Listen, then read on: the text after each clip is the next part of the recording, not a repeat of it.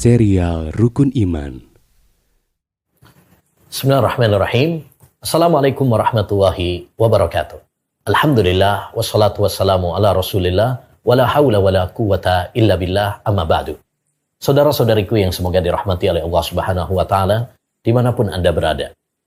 Insyaallah taala kita akan melanjutkan serial kajian kita tentang rukun iman. Kali ini kita akan membahas tentang iman kepada malaikat. Iman kepada malaikat adalah kewajiban bagi setiap muslim dan muslimah. Tidak sah iman seorang hamba sampai dia mengimani tentang malaikat. Siapa itu malaikat? Malaikat adalah makhluk yang Allah Subhanahu wa taala ciptakan dari cahaya. Mereka adalah makhluk yang tidak pernah bermaksiat kepada Allah Subhanahu wa taala.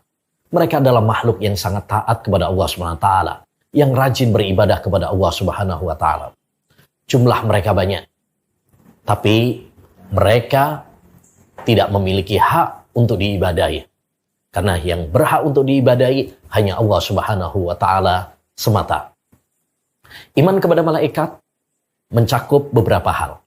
Yang pertama, mengimani bahwa mereka ada. Kita meyakini bahwasanya para malaikat itu ada. Mereka memiliki sifat-sifat yang disebutkan dalam Al-Quran, hadis. Ya, bahwa mereka adalah makhluk yang kuat, bahwa mereka bersayap dan lain sebagainya. Tidak seperti ucapan ahli filsafat yang mengatakan bahwasanya malaikat adalah ruh tanpa jasad, atau yang mengatakan bahwa mereka adalah simbol kekuatan dari manusia. Ini adalah pemikiran filsafat yang sesat dan menyesatkan. Yang kedua, di antara bentuk iman kepada malaikat, kita mengimani nama-nama mereka yang disebutkan di dalam Al-Quran dan dalam hadis. Seperti Jibril, Israfil, Mikail, Munkar dan Nakir. Ini nama-nama malaikat disebutkan di dalam Al-Quran dan hadis Nabi SAW yang sahih, maka kita pun mengimaninya. Ya. Adapun yang tidak disebutkan namanya, maka kita mengimaninya secara global saja. Ya, mengimaninya secara global saja. Tidak boleh bagi kita memberi nama-nama yang tidak ada dalilnya. Seperti sebagian orang menamai malaikat pencabut nyawa dengan Israel. Ini tidak ada dalilnya dalam Al-Quran maupun dalam hadis Nabi SAW. Yang benar, kita namai malaikat pencabut nyawa, malaikat maut. Ya, adapun penamaan dengan malaikat Israel tidak ada dalilnya.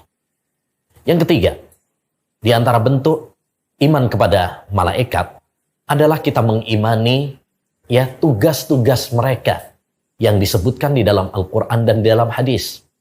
Misal, Jibril tugasnya adalah menyampaikan wahyu dari Allah SWT kepada para nabi dan rasul. Mikail bertugas untuk menurunkan hujan.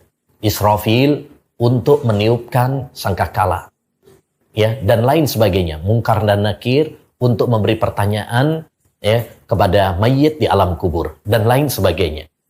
Adapun yang tidak ada dalilnya tentang tugas-tugas malaikat, kita imani secara umum, secara global, bahwa para malaikat tugasnya adalah beribadah kepada Allah Subhanahu wa taala.